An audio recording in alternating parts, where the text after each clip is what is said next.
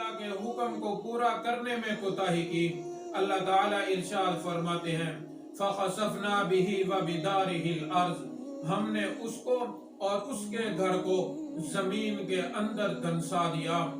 آپ یہ بات مت سوچیں کہ زمین کے جس ٹکڑے کے اوپر ہم رہتے ہیں اس جگہ پہ اللہ کا عذاب نہیں آ سکتا، اس جگہ پہ زلزلہ نہیں آ سکتا۔ جب شرعی وجوہات ہوتی ہیں زمین کے کسی بھی ٹکڑے کو اللہ تعالی ہلا سکتے ہیں، زمین کے کسی بھی ٹکڑے کو اللہ تعالی حرکت دے سکتے ہیں۔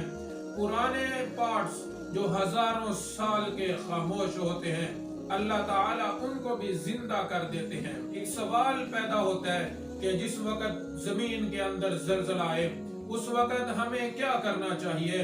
عمر بن عبدالعزیز رحمہ اللہ نے مکتوب لکھا اپنے گورنروں کے نام پہ کہ جب تم محسوس کرو زمین کے اندر زلزلہ ہے تو اللہ کے سامنے اپنے گناہوں کی توبہ کرو اور میدان کے اندر نکل جاؤ، اللہ رب العالمین کے سامنے گریہ زاری کرو، اللہ رب العالمین کے سامنے اپنے سر کو جھکا دو اور اپنے گناہوں کی توبہ کرو اور اپنے مال میں سے صدقہ کرو، خیرات کرو۔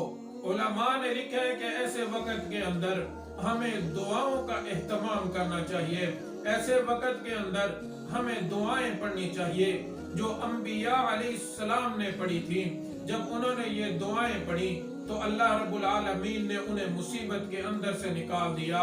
مثال کے طور پر ربنا ظلمنا انفسنا وَإِن لَّمْ تَغْفِرْ لَنَا وَتَرْحَمْنَا لَنَكُونَنَّ مِنَ الْخَاسِرِينَ، یہ حضرت آدم علیہ السلام کی دعا ہے کہ جب وہ مصیبت کے اندر تھے تو انہوں نے اللہ کو پکارا تو اللہ نے ان کی دعا کو قبول کیا۔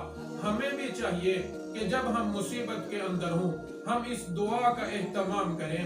حضرت یونس علیہ السلام کو جب اللہ رب العالمین نے مچھلی کے پیٹ کے اندر بیچ دیا تو حضرت یونس علیہ السلام نے بھی وہاں پہ جانے کے بعد اللہ رب العالمین کی گریہ زاری کی، اللہ رب العالمین کے سامنے جھکے، اللہ رب العالمین کے سامنے تسبیح بیان کی، لا الہ الا انت سبحانک انی کنت من الظالمین، کہ اللہ نے ان کی دعا کو قبول کیا، انہیں اس مصیبت سے نجات عطا فرمائی اور وہ زندہ مچھلی کے پیٹ سے باہر آ گئی۔ اسی طرح کسی بھی مصیبت کے اندر انسان پھنس جائے تو اس کو یہی چاہیے کہ وہ ان الفاظ کو دہرائے، لا الہ الا انت سبحانک انی کنت من الظالمین۔ جب ان الفاظ کو دہرائے گا، جب ان الفاظ کا ورد کرے گا، جب اللہ رب العالمین کی تسبیحات کو بیان کرے گا، اللہ تعالیٰ اس انسان کو اس مصیبت کے پیٹ سے باہر نکال دیں گے۔ جن لوگوں پہ زلزلہ آیا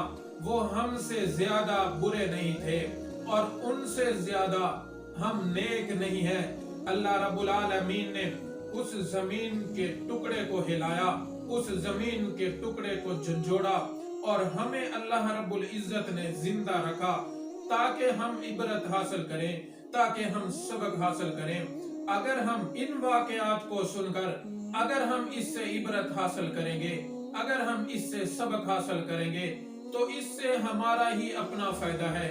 اگر ہم اس زمین کے ٹکڑے کو جھنجھوڑے جانے کے بعد بھی ہم اس سے عبرت حاصل نہیں کریں گے، ہم اس سے سبق حاصل نہیں کریں گے تو چلے ہم نے پھر بھی اس دنیا سے جانا ہے۔ یہ جو زلزلے آتے ہیں ہمیں جھنجھوڑنے کے لیے آتے ہیں، اللہ رب العالمین ہمیں دکھانا چاہتا ہے۔ اللہ رب العالمین ارشاد فرماتے ہیں میں تمہیں اپنی نشانیاں دکھانا چاہتا ہوں۔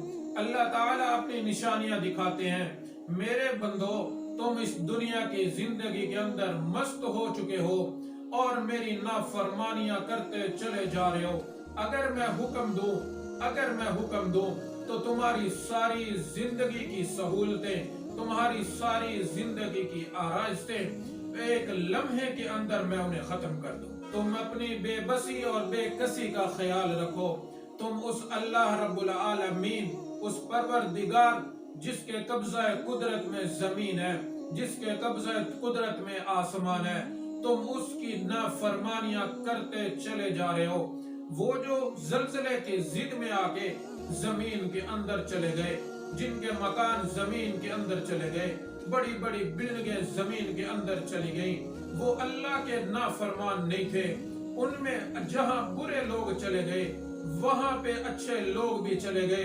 اگر ہم ان واقعات کو دیکھ کر، اگر ہم ان واقعات کو سن کر اپنے گناہوں سے توبہ نہیں کریں گے، اگر ان واقعات کو دیکھ کر ہم اللہ کی نافرمانیوں کو نہیں چھوڑیں گے، تو ایک دن ہم بھی اسی طرح اس دنیا سے چلے جانا ہے۔ اگر ہم گناہوں میں زندگی گزارتے ہوئے اس دنیا سے چلے جائیں گے، ہماری آخرت بھی خراب